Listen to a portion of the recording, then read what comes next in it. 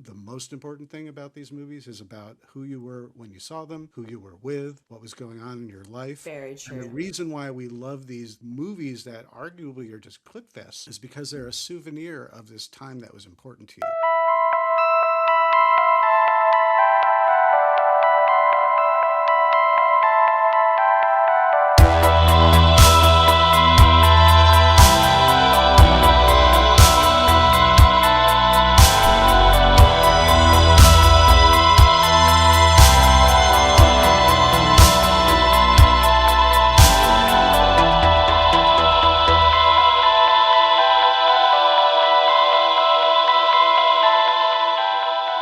Welcome to Horror Nerd, the podcast.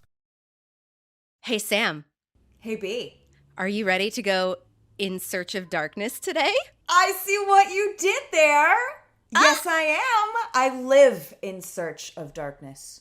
Well, that's why we get along so well. And oh, who do we have here with us today? Is it our friend David Weiner? How are you doing today? I'm still searching. It takes hours and hours and hours daily, but I'd rather search for nothing else. Yeah. How's that going for you? Actually, tomorrow. I've searched for tomorrow at least once. It's going well. It's going well. I'm happy to be here with you guys. You guys are funny, so I'm going to have to be, if I get slightly obnoxious in an effort to raise myself to your level, it's not being obnoxious. It's trying to, be on your level. Okay. Well, that's welcomed here. Trust me. To bring up Nirvana, come as you are. You will fit in perfectly. Excellent. I like your xenomorph shirt, Right? Samantha. It's like Bonnie, I'm trying to, yours is hidden. It's Ghostface. Obscured. We went neon today. We went neon pink today. We did. We didn't plan that. I was going to say, I didn't get the memo. Next time. I went Amityville Horror today. I do love Amityville Horror. Right across from me, I have a VHS copy of Amityville 2, The Possession, and over there I have Amityville, the VH. Oh yeah, I'm on a whole kick. Wow, excellent. Very, Oh yeah, I love Amityville Horror. I actually have a couple bits about it, just because, first of all, the remake is fun. Ryan Reynolds has no shirt, no notes. right. Like it. Wonderful. But the first one, it always makes me laugh every time I think about how Murray Hamilton is the priest who doesn't believe the house is haunted and the mayor in Jaws who doesn't believe there's a shark in the water. Right? I love 70s horror. There's so much crossover. My cat is having a meltdown right now. Can you hear her? Yeah, but it's okay. So here's what happened. We have French doors and my boyfriend accidentally let her out and didn't realize it. And so now she knows that the wall opens. Ooh. So now she sits in front of the door just saying, I know it opens. I know it opens. She's going full Church from Pet Sematary. She just has a lot to say. She's really she's not even back from the dead. This is just who she is. Oh, okay. Well, imagine what happens when she dies and then she comes back and she wants to get back in through Right? Ooh. Write that script right now. Right. She'll have to edge out those Salem's Lot kids who just hang there, scratching at them. Right?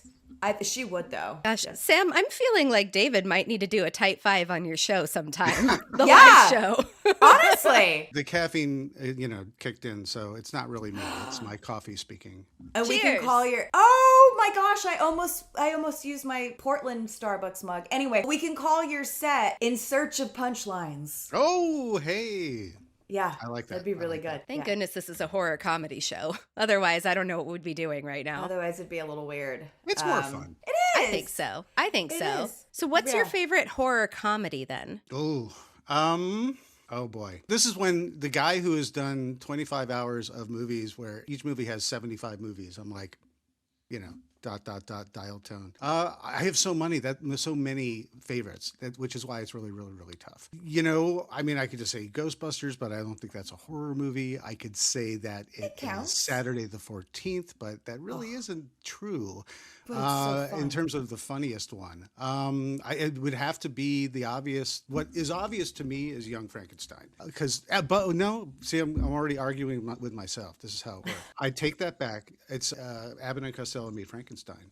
Really? So Also on VHS behind me right now. I would say between those two. And I have to give a tremendous shout out to Abbott and Costello Meet Frankenstein, because when I was a kid, I was a monster kid. I was a 70s kid and an 80s teen. So I was a total analog kid. And so my mom, as a 70s kid or a Gen Xer, you are usually a latchkey kid, which means you either just, like your cat, you just open the door and then, I meow if I want to be let out. But ultimately, my mom would take me to the local library on a Saturday where they had matinees that they showed on 16 millimeter and they projected it in their little sort of media room. And I used to see movies there all the time. And of course, she could just drop me off there and do the errands. And of course, before or after that, I'd also go to look at all the Crestwood books and learn about all the monsters. And I lived that life, reading Famous Monsters of Filmland magazine and so on and so forth. But I remember sitting in front of, sitting down for Abbott and Costello Meet Frankenstein. And I knew Abbott and Costello from repeats on TV in terms of my world, which was a small black and white television. But ultimately, I did not know that there was more than Frankenstein. So here you have Bela Lugosi, who's behind you right now. Bela Lugosi, you got Lon Chaney Jr. as the Wolfman, Frankenstein, which I did not realize was Boris Karloff until, Glenn Strange. I did not realize it was him until many, many moons later. And I just did not know that you were allowed to do this kind of mashup and have it be scary and hilarious at the same time. And it really rocked my world and opened my eyes. That was actually the film for me also with my dad. Like, it was kind of a special evening. It was a big special weekend trip for me and my dad. We would go up to the local video store, and you can walk into a room with actual hard copy VHSs that you could hold in your hand. It was magical. So we would go, and I wanted the same tape every single time. Abbott and Costello Meet Frankenstein. And then we would go to 7-Eleven. We would get grandma's chocolate cookies, and then I would watch the movie and eat cookies, and that was the greatest night of my week. And we did it every weekend to the point where I probably my dad should have just bought a copy. I don't know why he didn't just have a copy. It was just more like the fun night of going and looking at everything, pretending it's like your favorite thing on the menu. I'm gonna look at other stuff, but if it ain't broke, don't fix it. I'm gonna order the same thing. Macaroni and cheese every night is something I would still do if I hadn't had, if my metabolism hadn't stopped, a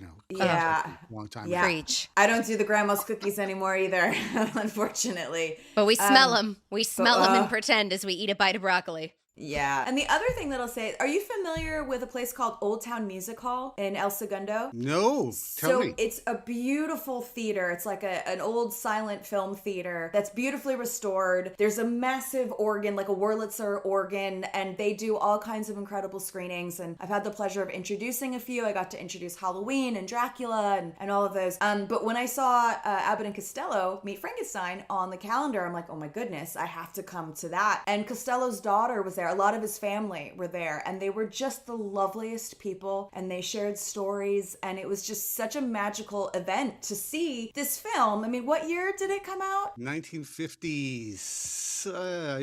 I'm going to 58, 56. Sounds about right. Yeah, like from 50. Yeah. But like a whole new generation of people watching it on a big screen, laughing at the jokes. I mean, how incredible is that? Yeah.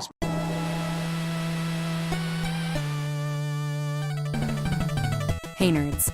Not only is April 14th Sarah Michelle Gellar's birthday, but it's International Buffy Day. Although you could say every day here in my house is International Buffy Day.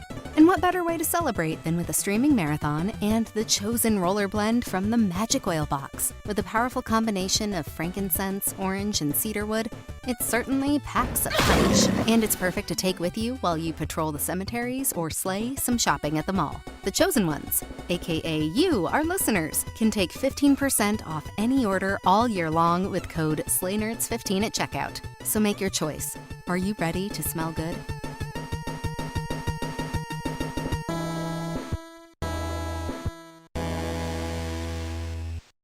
Samantha, I know that you are the grandchild of a famous individual. I was thinking about people who I've met who are the grandchildren of famous people. And I got to, when I worked at Famous Monsters, I was the editor of Famous Monsters magazine for 2 years in 2015 and 2016. I got to become friendly with and work with Lynn Lugosi, who is Bela Lugosi's granddaughter. And of course, Bela Lugosi Jr., who was her dad, I got to hang out with him a bunch as well. But I also had an opportunity to, at the Alex Theater in Glendale, when I was with Famous Monsters. I can't remember what, it was just a night with, I think they played Son of Frankenstein. But ultimately, I got to be on stage and do a Q&A with Bela Lugosi Jr. and Sarah Karloff talking about their dads. And I remember, and this was like Halloween, right before Halloween, and I was just like, pinch me.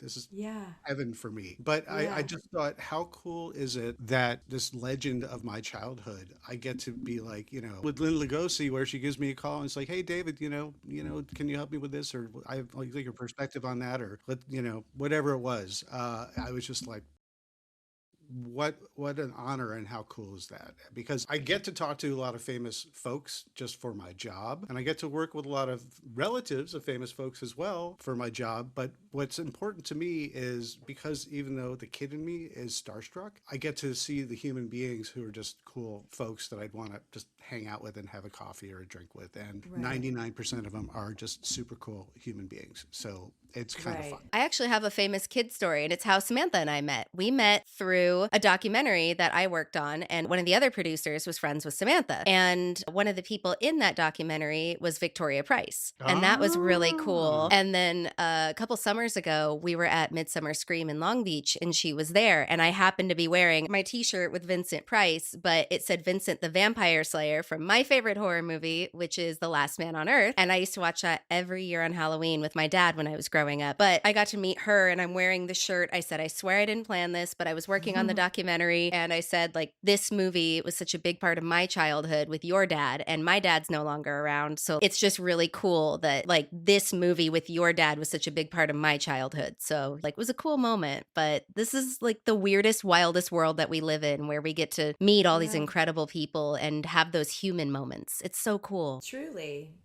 But in terms of the grandchild connection, I did a movie. I used to work on Full Moon Entertainment movies, and I worked on a movie called Dangerous Toys, and it ended up being called Demonic Toys. And it I know starred, Demonic Toys. No way. You know that Yeah, one? of course. Wait, you know it. Sorry. Well, yeah. I mean, okay. In the biblical sense, Samantha. in the knows bed, it, yeah. I was like, whoa, did that just get weird? I didn't mean it like that. What you do with Full Moon Entertainment is your business. Fair. But ultimately, Robert Mitchum's grandson, Bentley Mitchum, was one of the stars of the movie. And I remember, that was Bentley. And then I'm like, well, Bentley Mitchum. And then I'm like, wait a minute. And then I put two and two together, because I didn't have IMDb back those days, But he was super cool. But he would just talk about, like, partying with his grandfather. So... Oh, that's fun. It's very cool to have that kind of stuff. I worked on some really cool movies early on where I was, just on set. And I wish I had IMDb back then to do the proper research, because you just didn't have that. Like I worked on a movie with Samantha Eggar. And I was just like, Samantha Eggar, is she famous? And someone said, yeah, she was in Dr. Dolittle. And I'm like, oh, yeah, I kind of remember that. But no one said to me she was in The Brood. She worked with Cronenberg, among many other things she had done, because then I would have just been like, tell me more, Samantha. Well, guess what? I was named after her. Really? Yes, my mom, she's the British redheaded beautiful actress, right? My mom just was so enamored with her that's where she got the idea. And then many, many years ago, I was waiting tables, long time ago, and she came in, and I was like, oh my gosh. So of course I was like, that's my table, back off, she's mine. And I got real excited, and I politely told her that story, and she was so nice. Oh, she was so, yeah. She would be. She was lovely. She was like, really? I'm like, yeah, I remember my mom telling me that. You might have tried 100 platforms, each with hidden costs, plugins, multiple logins. But now there's Beamly. Drag and drop website, podcast hosting, online courses, memberships, digital products, and 0% platform fees. All your tools in one crypt. Place. Head to Beamly.com and raise your creator studio from the dead. In the best way. Talk about what you have coming up. What do you have going on? Let's talk horror. It is a horror podcast, after all. Sure. Well, for the uninitiated, I do these documentaries called In Search of Darkness. And I don't know if your audience may... I never make assumptions. I try not to, at least. But they're these long-form documentaries where I started with the 80s, where you go the entire decade. So 1980 through 1989, where laundry list of films, but we get everyone who worked on the films or who are famous famous fans of the films to talk all about them. And it's a big celebration of the era. In between, there are these larger context chapters. But we did 3 of them for the 80s. I just did 2 for the 90s, part 1 and part 2, where we divided the decade in half. In fact, In Search of Darkness 95 to 99 is currently on Shudder. And In Search of Darkness part 3, which is in the 80s, but the super dusty bin of the video store shelves, straight to video stuff, that's really what that covers, with a lot of eclectic titles mixed with some big ones as well that we didn't ultimately get to until the 3rd one. But up next, I am now going to be doing In Search of Darkness 70s. And yes. very excited about that. And what we're going to be doing is we're an indie company, Creator VC, and we do crowdfunding. It's not a Kickstarter, but we do crowdfund this. And one thing that we love to do is we really love to have the backers, the audience, the horror fans vocally get involved. And whenever we're starting any project, the first thing we like to do is put out a survey, put out the synopsis. It's pretty much a validation of the concept. And it's not editing by committee, which I used to think until I realized how beneficial it was to basically mine the hive mind of horror. I don't claim to be the most knowledgeable person in the room. In fact, I'm probably the least, or at least I'm humble about it. And so it's really, really, really, really, really, really nice to get all these people saying, yes, here's the great ones. We know Amityville Horror. We know Dawn of the Dead. Sure. We know The Shining's 1980. We know, Carrie and The Exorcist. But, here's Shockwaves, the zombie aquatic Nazi horror movie. You got to put that in, and random eclectic things. Is Eraserhead horror? What do you think? I will send people currently to our socials at 80s Horror Doc, 80s 80s Horror Doc. We're on Instagram, Facebook, Twitter X.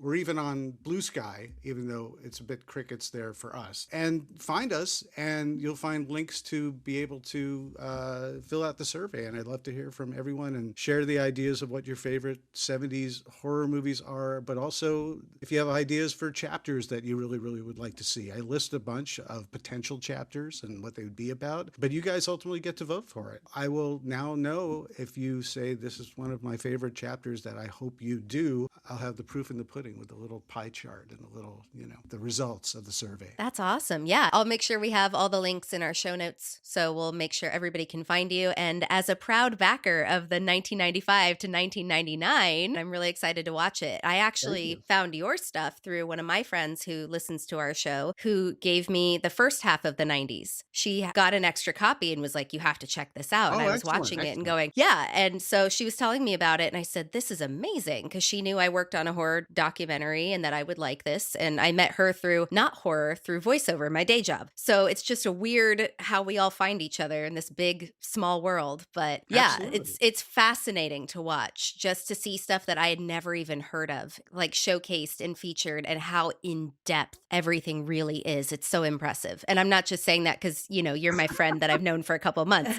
but truly, even before I met you, I went, holy shit, this is so impressive. And how in depth everything is. It's just, it's incredible. Thank you. I also want to say real quick before I forget, if you have Tubi, which everyone does, you can get the first In Search of Darkness. That's on there. And also I did one for 80s sci-fi, and that's called In Search of Tomorrow. And that's on there as well. Nice. So if you want a taste of that, you could check those out as well. I want to check that out, because that seems like it's going to be incredible. Tomorrow. Fun fact, I shot a good amount of that during the pandemic. And in order to be able to get the job done, to sit with talent, but also, a lot of the talent is getting older. It doesn't matter what age you are, but, they were getting older, and I just did not want to put anyone in jeopardy. So we shot a lot outside in my backyard because it was the only environment where I could control the environment, and I could use it anytime I wanted. And the sound in my neighborhood is not too, I had to battle tweeting birds and occasional car going by. But for the most part, it's not so bad. But my running joke with my colleagues is that I need to put a plaque either in the backyard, or I joke I should just put it in the bathroom. This bathroom has seen, Adrienne Barbeau, John Dykstra, Walter Koenig, Will Wheaton, Alex Winter. They've all used my toilet. That's incredible. That's a golden toilet right there. That's pretty. Exactly. That's You can pretty expense good. that, can't you? Yeah. Yeah, Yeah. yeah. Do it. Well, there's a limit in the flushes that I could write off, but 25. Yeah. I'm so curious, like in terms of collecting footage and research and figuring out how to edit it down, what do you think was a bigger beast? 70s, 80s, or 90s? well, what I'm was about the to hardest? start the 70s, and so the biggest, as you know, or you will find out, I'm incapable of a short and sweet answer. But ultimately, it's because it's not just one thing. I mean, all these movies are beasts. So by the time I've gotten to the 90s, it's definitely, I mean, I got to like a real formula that I liked by In Search of Darkness Part 3. But all of these are unwieldy because when you're covering a decade or even a half decade, you think about hundreds and hundreds and hundreds, if not in the thousands, of movies came out that are pure horror or horror adjacent. And so it comes down to a whole alchemy of figuring out which movies I want to put in. And even then, it's sort of a fluid, not in concrete list, because when I sit down with the people that I've reached out to sit down and talk about their movies or talk about these movies just because they love them, they will inevitably, and I encourage this, talk about, here, I could talk about Halloween, but I'd rather talk about, Manchester Morgue, I'm going to get the title wrong, but, obscure, let's talk about, It's Alive, whatever it is. And they'll dive into it and their passion for it. And I now am faced with, I have too much for this year. Something's got to give. I've already put a segment together and it's great, but the passion, the delivery, the eclectic nature of this choice, I gotta include that now too. But then by nature of the structure of this stuff, you end up, the reason why I do these long form documentaries, which are all 4.5, 5, the last 2 were 6 because I got away with it. But even that, it's too long and it's not enough. And people will say, I loved it, it's great, but why didn't you do X? Why didn't you do Y? So what is the hardest part in wrangling all this stuff? It's really not about getting, I have these amazing editors, Samuel Way did the first 3, Alex Townley did the last 2 in terms of the In Search of Darkness movies. They're phenomenal and they have great instincts and great insight, but ultimately it comes down to who can I get who has a great delivery and enthusiasm, and they don't have to be incredibly knowledgeable. They could just have a great story, anecdote, insight. It's really just about the celebration. That's the stuff I need to wrangle. But the hardest part is really in the beginning. And I'm struggling now with the 70s because there's so much stuff, way more than you would think. And so it's like, well, I could easily just list top 30 top films, and that's easy to start with. But then after that, all I can think of is what I'm omitting. And all I can think of is, I thought I saw so many films because I did. And I realized that my knowledge is really so limited because there's so much more where I'm like, I haven't even heard of this one and I don't want it to slip through my fingers if it's really, really great. So there's lots of research. I have the greatest homework in the world. I watch these movies. Tubi has been great, or, just a lot of these things where I could just pop it on, even YouTube, a lot of things that aren't on physical release. So you got to track it down and I have to go through it and decide, is this something that people would love, champion, or want to discover? Or is it a waste of everyone's time? Wow. And that's completely subjective because you two both talked about happy memories, talking about seeing movies with your family members or important loved ones. And all these documentaries, if they're about anything, it's not necessarily about curating a list. It's not necessarily about learning about how these things were made or how they fit in the business and the zeitgeist at the time. The most important thing about these movies is about who you were when you saw them, who you were with, what was going on in your life. Very true. And the reason why we love these movies that arguably are just clip fests is because they're a souvenir of this time that was important to you for whatever personal reason. So we don't say this movie's good and that movie's bad. We all just even playing field. And if you connect with it, that's great. If you don't know about it, you learn about it. If you just aren't interested, we're on to the next one in 2 minutes. Right. That's kind of the ultimate raison d'etre for these documentaries, at least in my opinion. Right. That was, that was extremely well said. And I couldn't agree more. That makes so much sense. Because it's about, we remember things so clearly because we have an emotional attachment to it. All about that connection. That's why we're all here, is because we are so emotionally connected to these movies, whether it be through however we found them, however we got into this. It's that emotional connection. And that's what keeps us here. That's why we're all here right now. We're all It's wearing amazing. this stuff. Hey, Sam, what are you doing on April 25th? Oh, I'll be going to the Sugar and Moon Market at the Lodge in Sierra Madre. Wow, that's oddly specific. But actually sounds like a lot of fun. What are you doing there? Okay, so I'm going to be picking up some sage butter from our friend and sponsor, the Mountain Crone. Oh, that sounds awesome. Can I come with? Yeah, duh. I already got you a ticket, B. Sweet. Well, that's kind of spooky. You read my mind. Oh, that's funny. I'm actually going to see her at Mount Low Brewery Company. Whew, try saying that 5 times fast. On May 9th to pick up some restocked lip balms. Because with all this talking we do, my lips are going to look like the Crypt Keepers if I don't hydrate them. I like the Crypt Keeper's lips. Hey, can you pick me up on the way over? Yeah, sure. I'll go grab my keys. If you could interview anybody, who would it be? Like, it dead or alive, ghost of, Ooh. whatever. Like, who would your dream interview be? People have asked you that before, I'm sure. Probably Bonnie and Samantha, maybe. I I was going to tell him to say that, but I didn't think he was going to say it. yeah. well, Checks in the mail. it would have to be like, Alfred Hitchcock or Orson Welles or, I mean, in the horror zone, the name that comes up maybe the most of people who just, there's no way I can get to him is probably Wes Craven, One of the cool things was I've gotten to know Heather Langenkamp over the years, going back nice. to actually when I used to work at Entertainment Tonight. That's a whole other fun story of serendipity.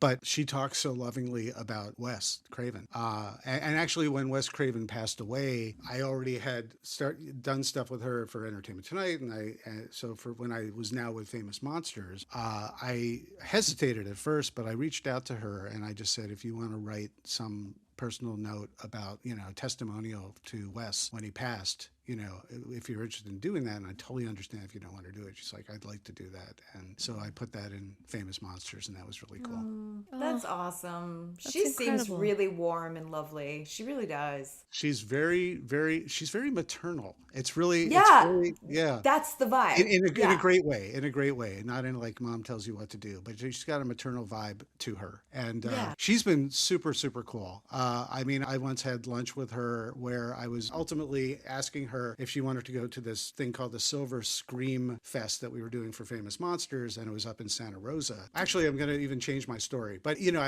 she's like, well, let's scheme. How can we get Robert Englund up there? Wait, we got to go through the wives. Let's talk through, through the wives Smart lady. but she was great, and she would talk about, but I remember, I tell long stories, but when I was with Entertainment Tonight, Star Trek Into Darkness was doing a junket where we got to go to Bad Robot and hang out. And we went from room to room where we talked to costume designers and the makeup guys and, Michael Giacchino, and JJ Abrams and the cast, and it was a very cool special treat for a small amount of journalists, and I felt very privileged. It was super cool. And so we're working, we go to this room where they're doing this sort of dog and pony show on the makeup effects and Spock's ears and stuff like that. And in the corner at a computer, when they'd say this and then they'd show a slide, I'm like, does anyone else not here see Nancy in the corner from Nightmare on Elm Street, and there was Heather. And so afterwards I went up to her and I just said, Heather? She's like, yeah. I didn't know her. I knew she was Heather Langenkamp. I'm like, Heather? Sure. As opposed to Heather Langenkamp. But she's like, yeah. And I'm like, what are you doing here? Do you work at Bad Robot? Oh, she's like, oh, my husband. Yeah, he did the makeup effects for this. And I'm just helping out. I thought I'd do the PowerPoint for him while he shows everybody. And so I said, I work for Entertainment Tonight, and I know there's an Elm Street anniversary coming up. I would love to sit down with you on camera if you'd be interested, and just talk about it. She's like, yeah, I'd love to do that. That'd be very, very cool. And so I get in touch with her, and we're figuring it out. And she's like, well, I was thinking it would be really cool to do the interview in front of the Elm Street house, which is in Hollywood. I thought that would be really cool. I'm like, that would be great. That'd be great. She's like, do you mind if I ask Robert if he wants to join in? Oh yeah, please don't do that. I'm like, twist my arm. Okay. And so next thing I know, I find myself exclusively, because this wasn't for anybody else, the two of them are in front of the house doing an interview for the first time since they last shot in front of the house. talking together about, and reminiscing and so forth. And so, and Robert Englund, he brought his wife along and his Freddie glove, and they took some Christmas photos. They're like, oh, we always like to come to the front of the house and take Christmas photos, so we're going to take a couple photos as well. Oh, It's that's incredible. amazing. So my big lesson here for anyone is if you see someone and you want to go talk to them, don't hesitate. Just be nice and cool. And Yeah. You never know. But I could have just said, holy crap, that's Heather Langenkamp. All right, got to go over and leave now. Right. I took the opportunity to just satisfy my genuine curiosity of why the hell she was standing in the corner there, Right. incognito in plain sight. And she's turned out to be a super cool person. And when I ultimately did In Search of Darkness, I reached out to her again and I said, would you be interested? And she said, David, I'll do it on one condition. Because no one knew what this documentary was. It could have gone straight to the trash heap and never been released, but she was nice enough to do it. And she said, I will do it, but you have to promise me one thing. You will not call me and the other women scream queens, and you will allow us to talk about how the final girl concept was something that at that point some people liked being called a final girl, some people not. But she just said, I just want to explain that we're the chief protagonist against the villain, and it's not a scream queen. We're main characters, and it's not about gender. And it was very, very cool. And I'm just like, you got it. I'm happy to do that because I'm in line with that, of course. Yeah. Hell yeah. And closing out our show today, Heather, get over here. I'm just kidding. She's not here. All right. Is your wife. So the moral is, if we see Heather at a convention and Samantha and I go up to her and we're like, Heather, could you adopt us? Maybe. She'd probably be like, okay, Yes. Mara. Okay. Okay, that's all I need. That's all I good. need. Yeah. I'm good. That's She so has cool. she's a great documentary that she did herself called I Am Nancy. And Yes, I've heard of that. It might be on Tubi, but it's really, you could find it if you look, and it's really good. And it's about her, her point of view in the Elm Street franchise, and it's really, really great. Well, We'll I know have what to I'm watch doing that. tonight. Yeah. I Okay. love Tubi. She gave me the I like to take pictures with people, but I'm not a big autograph person.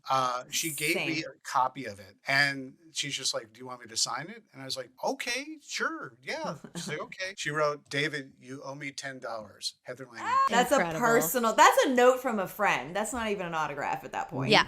Yeah. That's awesome. That's just your All right, friend I don't writing want- out I a don't card want for you. you. To wait for your therapy, but I would like to think that this was a bit of your therapy today. I think It, so. it is. It is. I mean, talking to Samantha is sometimes my therapy, but it just took it to a whole new level. So thank you for that. Yeah, agree. I'm not even going to therapy today. I'm good. Yeah, well, this has been therapeutic for me as well. Oh, Oh, Yeah. I'm so glad. Thank you so much for joining us and just Thank for you. being here and for doing kick-ass work that we can nerd out about on our show for other horror nerds. Like Absolutely. we really appreciate it. Yeah.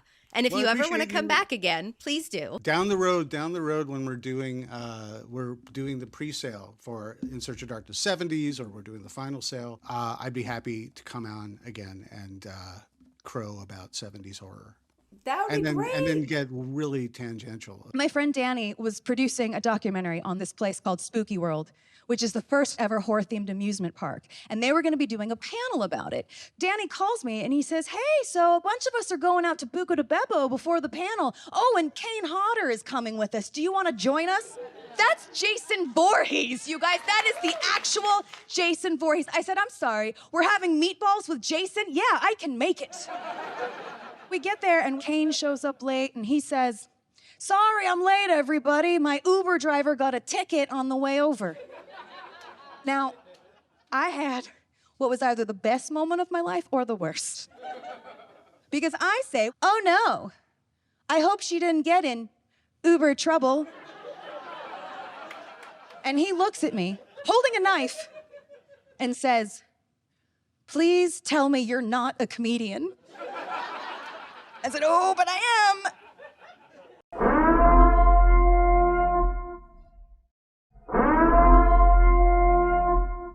This is not a test. This is your emergency broadcast system announcing the conclusion of the Horror Nerds Comedy Podcast, sanctioned by Horror Nerds Productions. All authorized screams, laughter, and unhinged opinions of Class 4 have now been safely contained. During this broadcast, all tangents, puns, and unsolicited horror takes were permitted without consequence. Emergency podcast services will resume after this brief transmission. Blessed be our final girls and our Horror Nerds founders, a podcast reborn. May humor be with you all.